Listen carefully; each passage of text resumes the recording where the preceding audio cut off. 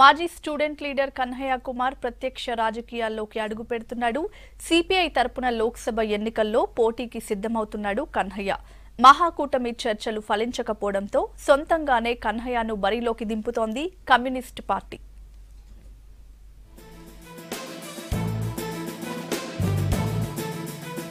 Jawaharlal Nehru university students union మాజీ అధ్యక్షుడు కన్హయ్య కుమార్ లోక్సభ ఎన్నికల బరిలో దిగుతున్నాడు. బీహార్లోని బేగుసారాయ్ నియోజకవర్గం నుంచి సిపిఐ అభ్యర్థిగా పోటీ చేయనున్నాడు కన్హయ్య. అదే నియోజకవర్గం నుంచి బీజేపీ తరపున కేంద్ర మంత్రి గిరిరాజ్ సింగ్ పోటీ చేస్తున్నారు. ఆయన్ను కన్హయ్య ఢీకొట్టబోతున్నారు.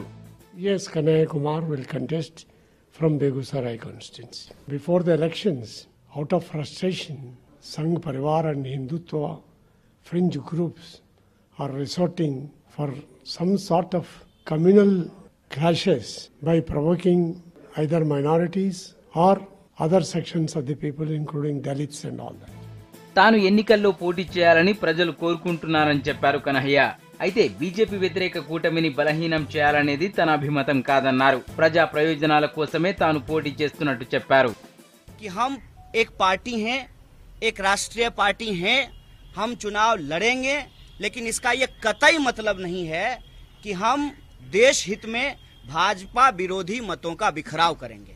और यह जो हमारा निर्णय अभी आया है कि बेगूसराय सीट हम लड़ेंगे.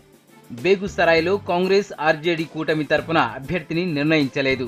బేగుసరాయ్ నుంచి కన్హయ్యను నిలపాలని భావించిన సిపిఐ మహాకూటమితో చర్చలు జరిపింది. అయితే కన్హయ్య అభ్యర్థిత్వానికి ఆర్జేడీ అంగీకరించలేదు. ముస్లిం జనాభా ఎక్కువగా ఉండడంతో ముస్లిం అభ్యర్థిని నిలపాలని ఆర్జేడీ భావిస్తోంది. భూమిహార్ సామాజిక వర్గానికి చెందిన కన్హయ్య ఓటర్లను ప్రభావితం చేయలేరనేది ఆ పార్టీ భావిస్తోంది.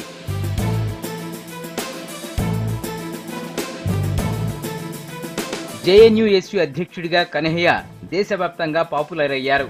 జేఎన్యూలో గొడవలు, జాతి వ్యతిరేక ఆందోళనలు, కేసులతో దేశమంతటా కన్హయ్య పేరు మారుమోగిపోయింది. ఇప్పుడు ఎన్నికల్లో పోటీ చేయడంతో మరోసారి చర్చనీయాంశమయ్యారు.